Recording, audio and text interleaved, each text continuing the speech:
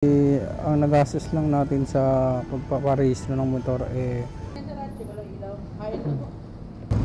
so what's up mga kamarites, today paparehistro tayo ng ating motor.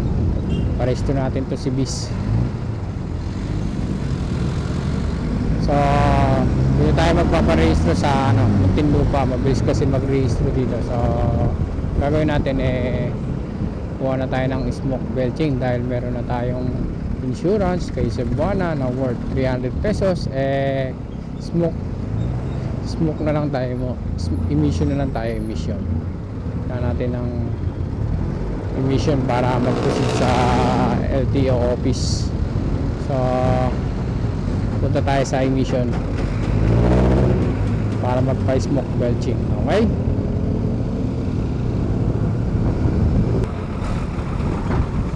dire-diretso tayo mamaya parehistro dun sa sa LTO, tapos magkano ang aabutin ng rehistro natin.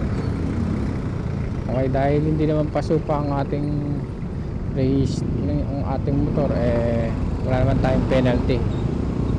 Bali ang magiging karagdagan lang natin dito siguro yung change venue, kasi dati sa Kabuyaw tayo nagparehistro ngayon dito na tayo sa Muntinlupa magpaparehistro palagi. Tayo na rin ang magpaparehistro dati kasi nagpalakad ako bali ang inabot ng palakad ko 1.8 din ang pagpapalakad.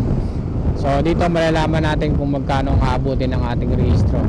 Bali kumuha ko ng insurance sa Cebuana New Year. Flashback.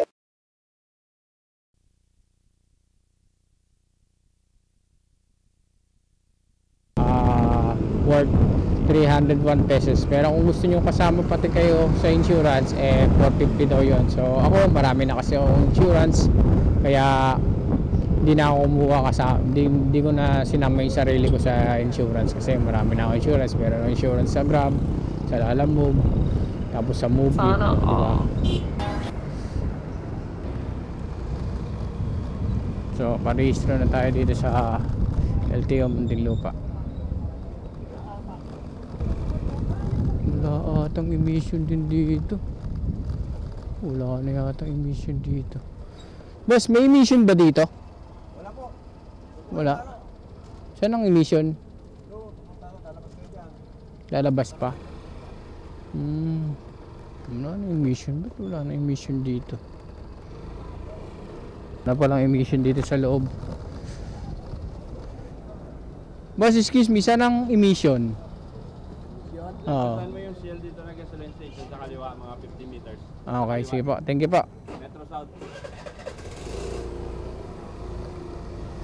So wala nang emission dito sa LTO Muntinlupa.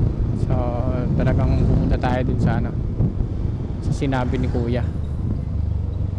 Yun, emission.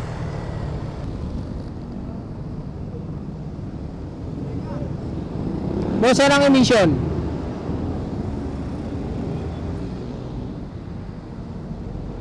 Saan sir? Saan? Dito sa likod.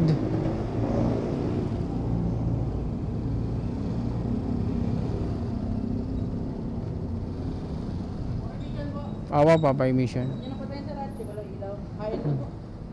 Signal light. Kusina po.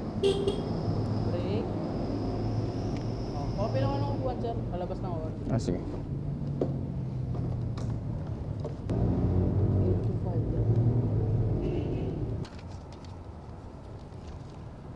Andito na lang muna to. Magkano sir ang emission sir? 560. Okay. Park ka na lang dun sir sa dulo. Sa dulo? Mag-park payment sa kanila. Okay.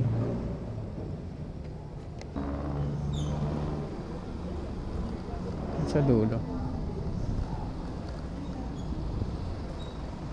Saan ang parking? Dito na sir. Dito iwan neo na motor neo at susi sila ng bahala. Pagtapos na magpark diretso kayo sa cashier para magbayad. Dito may bayad kayo ng 560 for admission and testing ng motor. After na magbayad antay na lang kayo matapos ng testing ng inyong motor codes. After nito tawagan kayo pag okay na ang inyong admission.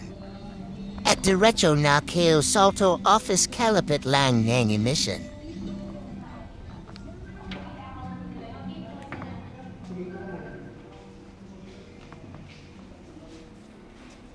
Dito ay ABOT niyo lang ang inyong gapapal sa kanilang LTO officer. Pagkatapos ang i-check mag-fill-up na kayo para sa payment through Gcash. Dito waiting na lang kayo para sa pag-file sa online. At pagbabayad ang inyong registration fee. Pagtapos niyo magbayad ayos na i-print na lang nila ang inyong original receipt So, registration. ayun. Registered na tayo. Magkano lang yung binayaran natin sa LTO. Magkano binayaran natin sa LTO? So, nagbayad lang tayo sa LTO ng 330.91. So, computin natin magkano nagastos natin.